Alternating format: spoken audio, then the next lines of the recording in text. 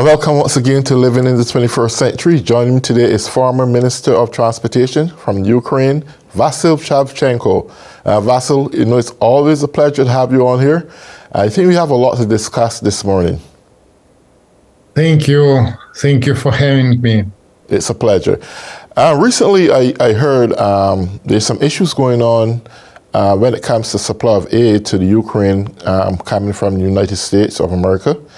Apparently, the Republicans here are negotiating border security in order for Ukraine to have assistance, aid from here in the United States. Now, this may pose a problem simply because border security had been a problem here for many decades. And when it comes to the Ukraine war, there's a need for an urgency to get supplies and have it as soon as possible at any given moment. Does this pose an immediate threat right now to the Ukraine, not having America facilitating their needs when it comes to aid? Thank you, but I think that United States now has a lot of challenges. We know that United States is in election campaign and now is challenging time concerning domestic problems and foreign problems. And part of these problems, it's United States leading role. And I think it's main United States duty, because we know that world is changing and autocratic countries have become more active and now are going to be superpower.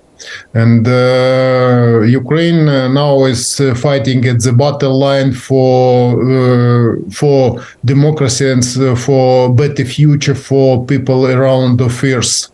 And we know that we have been waging war since 2014, when we initially part of Ukraine's territory was captured by Russian troops, and in those time it was looked like insurgent movement who decided to be independent. But now it was confirmed by Russia's officials, and we know that it's Russia who was waging war. And this war started against NATO countries because main problem they saw that Ukraine was going to be part of NATO countries and to be partner with European Union and to be good partners with United States. And it was main reason after they demanded to leave Eastern Europe countries NATO bloc. It was main demand from Russia Federation, and after that, in a half year, they started full-scale war against Ukraine. And we know that United States is country leading European countries and developed countries around the world, because it's international relation which were implemented by United States, international economy. And it's United States and European country gave instruments for example, for China, for Russia, for Iran, demonstrate that people around the earth have chances for development. But it frightened autocratic regimes, and they decided to act. And first full-scale action, it was against Ukraine. And now we we know that after that appeared full-scale attack Israel, and question concerning Taiwan island, and all these questions were activate after Russia's invasion, and they are going to be superpower. They are going to dominate around the world. Because of it, United States fulfilling their leading role must understand all challenges, because these countries lately really effective. They are acting faster than, for example, democratic countries, because countries thank United States in so-called Ramstein meeting managed to unite and provide Ukraine by weapon. But now we understand that Ukraine is fighting effectively against few times bigger country who has in whose disposal is nuclear weapon, and we are not afraid. We will continue with support or without support. We will do our best to survive, and we will do our best to demonstrate that we are ready to defend our country. Beautiful. And sorry. Sorry. I want to answer this question. Sorry for cutting you off. Do you think the war between Israel and Palestine right now cut some of the attention and urgency of giving Ukraine the support that they need? I'd say that war in or aggression against Israel, it's the same problem we have. I think that our enemies are really active in different spheres. They are acting in energy sphere. They are acting at the battle line. They are acting in the media, and they know that Israel is really sensitive points to distract attention, and they decided to act, to demonstrate first of all that they have allies, because we know that in this conflict can be involved China, can be involved Iran, and Syria, and other countries from this region, and countries who were funding this moments. And I think they managed to distract attention from Ukraine, and world media switched on for events in Israel, and Ukraine in the shade. And we understand we have no chances to influence for world media, because we are limited in our resources, and we are limited in our media, in companies which are ready to support us with it, because the worldwide media company are reacting at the events around the world. And because of it, I'd say that they are acting effectively, switching on interest and distracting attention from Ukraine.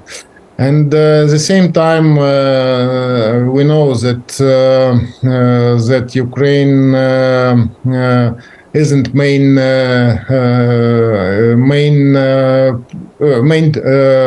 mainstream in the world media, but we know that at the battle line of Ukraine are a lot of at the stake of battle line of Ukraine many world questions. First of all, we must understand that main United States ally European countries, especially southern European countries, depends on energy resources. They depends on supplying it through Black Sea.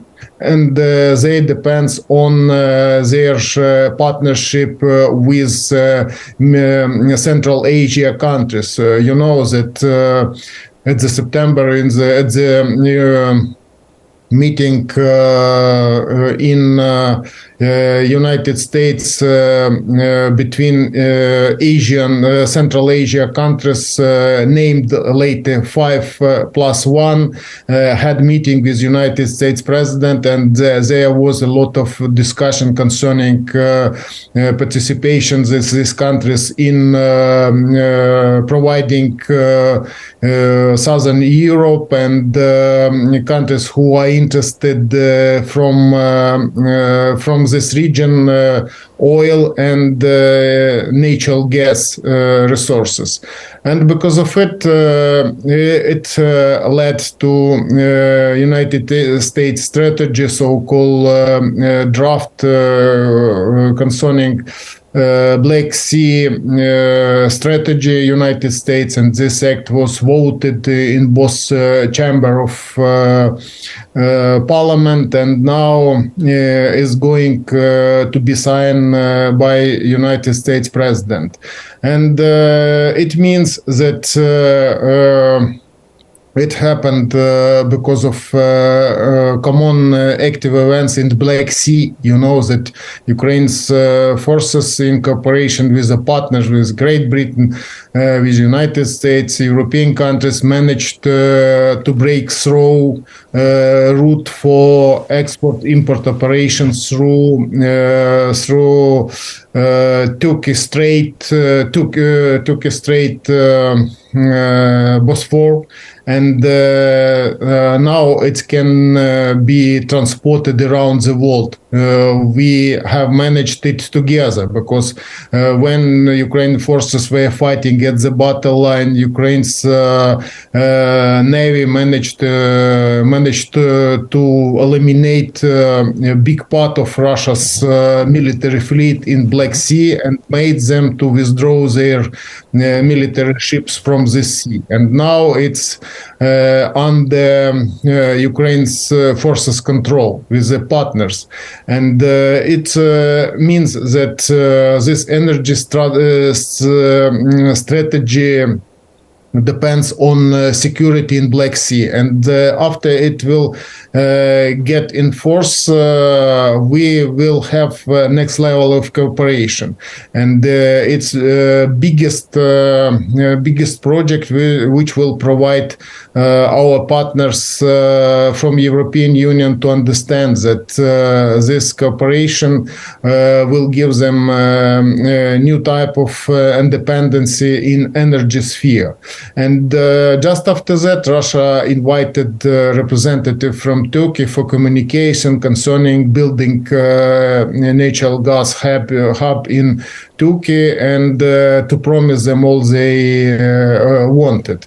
But I know that communication between United States and Turkey promised to be effective, and this route will be built, and it will give us new opportunities and a new level of security in this important region. Right. I want to ask you this question. Recently, President Zelensky had made his plea for the urgency of having F-16s to carry out this war. It was only like 2 days ago, I think, that Russia has started a whole series of bombardment. And do you think this bombardment occurs simply because of a lack of support of having the right equipment to do your due diligence in this war, like the F-16s, for example? I think they have to wait until next year to get them, but there is an old saying, while the grass is growing, the horse is starving. Do you see the urgency of having these F-16s like now, as in now, that you can do what you need to get done to effectively win this war? I'd say that we need sophisticated weapon to defeat our enemy, because we know that we gave them chance to form new army. For example, initially they sent to Ukraine about 500 soldiers. Now only this occupied territory, there are more than 400 Russian soldiers, and they are sending new draftee every day. They are sending them to storm Ukraine's troops every day, and every day we can see that, for example, for yesterday we had 95 storm operation against Ukraine's forces.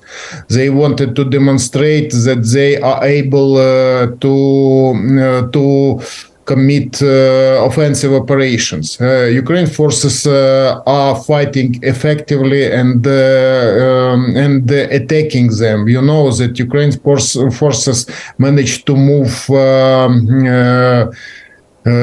to Ukraine's border, to Russia's defense for about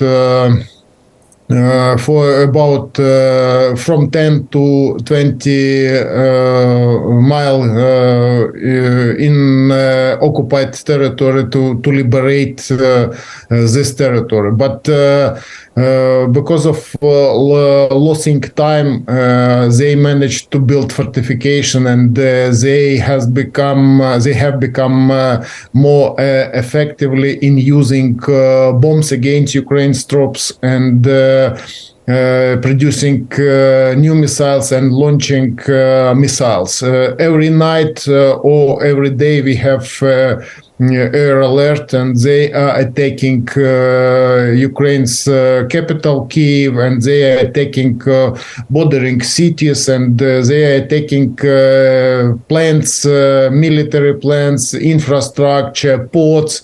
They are attacking all they can, and because of it, we are interested in sophisticated technologies, because we know that we can use against we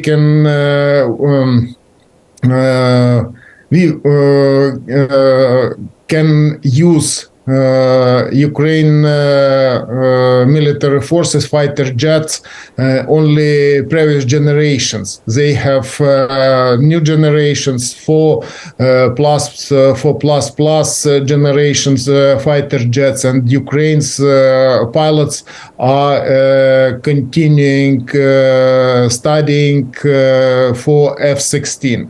And because of it, Ukraine's president expressed his opinions that we need more sophisticated technologies, and it's complex technologies, for example, to have united system which would allow us to defend and to prevent their attacks. And at the same time, this Russia's troops caused Russia's president to be elected in the next year match. He, I'm sure, will be elected with highest support, and he wants to demonstrate through his media that he have success at the battle line. What do you think presently is going through Putin's mind? I mean, more than 1/3 of 1 million soldiers out of his army had been killed. Hundreds of thousands of his arsenal had been destroyed by the Ukraine's army. What do you think is going through his mind at this point? Do you think he's on the boundary line of saying enough is enough, or he's going to continue to fight this war despite of whatever happened? And where are he going to get more people to fight the war? I mean, Russia just have that much people. Are he going to resort to having young kids fight in the military with no experience or no knowledge? What do you think is going on there? I'm sure that it's a dictatorship, and it isn't my opinion. It's United States president's opinion that and dictatorship has no chances to avoid waging war, because war is type of their existence, and he will promote this war until he can, because for example, he is interested in ceasefire just to strengthen his forces and continue, because his ambitions and his powerful team ambitions to wage war and to maybe renew Soviet Union, or maybe to demonstrate that he is brave fighter, and maybe to demonstrate that he is leader. And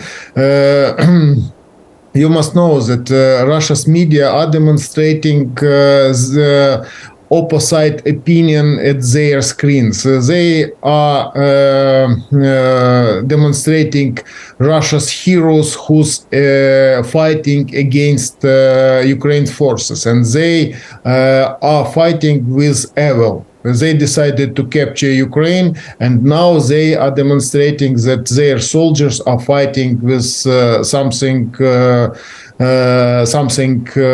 bad, and that they are heroes because they are fighting, defending Russia's interest. Which Russia's interest is at Ukraine's territory. Only ambitions and demonstration to wage war, and because of it, aggression, his aggression, and every dictatorship is aggressive. And they have launched this invasion against Ukraine, and you remember that Baltic countries are under threat. Poland is under threat. Their neighboring countries from Central Asia are under threat, and only war in Ukraine deterring Russian Federation is deterring Russian Federation from next invasion, because they are interested in war they won. And to demonstrate that they are able to wage effective war, but they didn't know that Ukraine is ready to fight, and Ukrainians are ready to die, but not to allow them to capture our territory. And you know that from the very beginning, from the start of launching war, Ukraine's forces and volunteers resisted Russia's invasion, and were fighting different way to stop them and to drive them out. And Ukraine's people are waging war, and we have a lot of public project for military support. For example, Ukraine's civil society are gathering money and raising money for drones for military forces, because now drones have become main weapon at the battlefield, and we are limited in resources and in state resources, and because of it, public society are looking for way to support Ukraine's forces, and all people are involved in the volunteers movement, and in most cases, Ukrainians are providing military forces different type of vehicles, different type of needs they really really serious at the battle line. For example, to live in the trenches, it's awful in this time, and because now we have frost till, for example, 10 degrees, and to live in trenches, it's really difficult, and our soldiers must fight and must defend, because Ukraine forces, it's all we have in our disposal to deter them and to drive them out if we have opportunity. But now they are trying to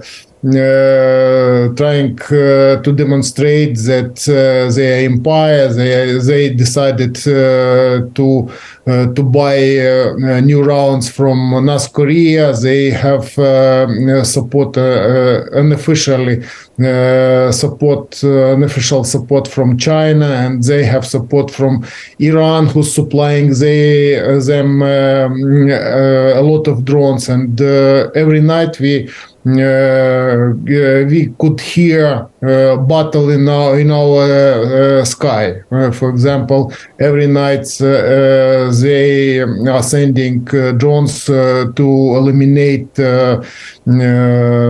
facilities or to eliminate something important from their point of view. And it's 1,000 missiles and different type of missiles and Iran drones. Okay. And yes, and because of it, we are ready to wage war, but we hope for our friends, but nevertheless, we will do our best in any case. Great.